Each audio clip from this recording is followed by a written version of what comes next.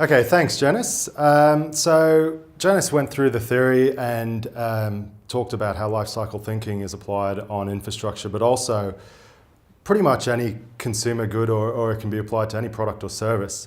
I was speaking to someone just recently in infrastructure around explaining life cycle thinking, and explained that we've been doing a lot of work with chickens and food, and they couldn't see the link with infrastructure. But when you break it down, the life cycle thinking of a road and a chicken is fairly similar.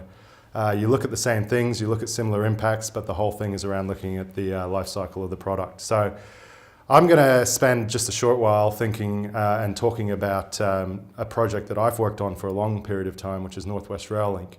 At the time, it was Australia's biggest public transport infrastructure, but you'd all know that North West Rail Link has now changed its name to Sydney Metro North West, and South West has been announced and is being bid on now to be constructed in the next 10 years or so.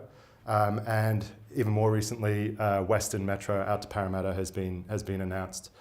So when I started working on North West Rail Link 3 years ago, it was an $8.3 billion project, and life cycle thinking was at the core of the sustainability requirements.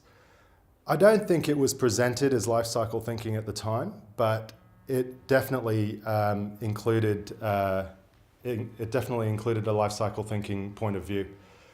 So whether you're looking at social workforce or social risk in materials or infrastructure rating tools or sustainable design guidelines, it's all in there, and there's definitely deed requirements around sustainability and life cycle thinking. So what do we look at in terms of a major infrastructure project? So one of the things we look at is where materials come from. So where are the materials sourced from? What kind of materials can we use in design? Is there a better alternative in terms of whole life cycle impact? We also look at waste and how waste is managed on site, and even how the whole asset is going to be deconstructed in the future. And we also look at things like social workforce. We want the asset, and the government wants the asset to leave a legacy behind, to develop the skills in the local area and to create workforce options for a diverse range of everyone who works around the area and in Australia. So what's the total outcome? What we want to achieve when we're doing life cycle assessment or life cycle thinking in terms of infrastructure can be summarized in this slide, which we developed as part of our bid to be on the job, and it was the winning bid. But when we look at the whole life cycle of an asset like North West Rail Link, during the planning phase, while it's being designed, while it's being constructed, we can see that there are hotspots of environmental impact through material consumption, fuel use, energy use. There's social benefit that increases, there's workforce issues that increase through construction, and then we have a long delivery period. For the case of North West Rail Link, it was a 15-year contract, but obviously a 100-year asset life.